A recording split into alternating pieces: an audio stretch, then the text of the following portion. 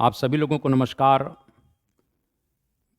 भगवान बुद्ध जीवन के 4 दृश्य देखते हैं और मैंने बताया कि 4 दृश्य देखने के पश्चात भगवान यानी बुद्ध के मन में एक वैराग्य का भाव आया और 29 वर्ष की अवस्था में भगवान ने एक बड़ा कठोर संकल्प लिया और घर का त्याग कर दिया। 29 वर्ष की अवस्था में बुद्ध ग्रह का त्याग करते हैं, महाभिनिष्क्रमण बुद्ध का हो जाता है और बुद्ध ज्ञान की खोज में निकल पड़े। बुद्ध वैशाली गए, अलार कलाम के आश्रम में रहे, लेकिन वहां उनके मन को शांति नहीं मिली। लेकिन बुद्ध उदास नहीं हुए, बुद्ध निराश नहीं हुए। आप खुद सोचिए कि अगर कोई व्यक्ति राजपाट छोड़ दे, परिवार छोड़ दे, पत्नी छोड़ दे, दुनिया का सब सुख वैभव छोड़ दे और जिस चीज की तलाश में जाए और उसे पहले ही रास्ते में निराशा हाथ लगे तो कितना परेशान होगा। लेकिन बुद्ध जब वैशाली के अलार कलाम के यहां गए तो निराश तो हुए, लेकिन बुद्ध वापस नहीं आए। बुद्ध आगे मंजिल पर चल रहे हैं। बुद्ध राजगृह के रामपुत्र के आश्रम में भी गए, वहां पर भी कुछ समय बिताया, लेकिन बुद्ध को वहां भी निराशा हुई। लेकिन बुद्ध वहां पर भी कहीं ना कहीं विचलित नहीं हुए।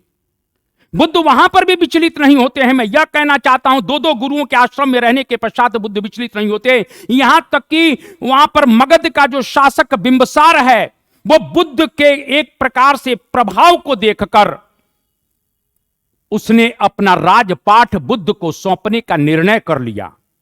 यानी आप यह देखिए कि ज्ञान की तलाश में निकले हैं, लेकिन मगध का सम्राट स्वयं कह रहा है कि प्रभु हम आपको गद्दी देने के लिए तैयार हैं। लेकिन बुद्ध ने कहा यार मैं गद्दी प्राप्त करने के लिए थोड़ी निकला हूं, मैं अपने लक्ष्य के लिए निकला हूं। और बुद्ध मुस्कुराकर वहां से भी निकल गए।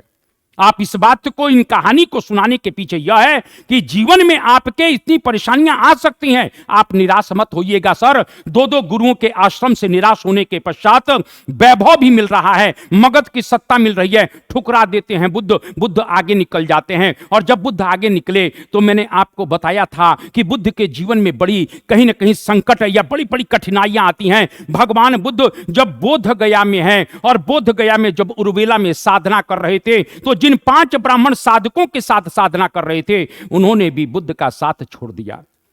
बुद्ध का साथ वो 5 ब्राह्मण साधक यह कहकर कि ये तो पाखंडी है, ये तो बहरूपिया है, बुद्ध का साथ छोड़कर चले गए। आप इस बात को समझने का प्रयास करिए कि बुद्ध के हर पल पर कहीं न कहीं कठिनाई है, संघर्ष है, लेकिन बुद्ध अपने निराश नहीं होते हैं, विचलित नहीं होते हैं, लक्ष्य को हासिल करने के लिए आगे निकल गए। और अंततः आपको मालूम होना चाहिए कि आज बुद्ध अकेले हैं। 35 वर्ष की अवस्था में वैशाख पूर्णिमा की रात्रि को निरंजना नदी के तट पर इस तरह से पीपल के वृक्ष के नीचे भगवान बुद्ध को लक्ष्य की प्राप्ति हो गई, यानी संबोधि की प्राप्ति हो गई, पूर्ण ज्ञान की प्राप्ति हो गई। मैं यही कहना चाहता हूं कि जब आप भी अपने लक्ष्य को प्राप्त करने के लिए निकलेंगे, नाना प्रकार के अवरोध और बाधाएं आएंगी, बिल्कुल विचलित नहीं होना है। बुद्ध के जीवन से हमको यह शिक्षा मिलती है कि हमारा संकल्प इतना मजबूत हो कि जिसमें कोई विकल्प ना हो, और नाना प्रकार की हमारी परीक्षाएं अगर जीवन में आती हैं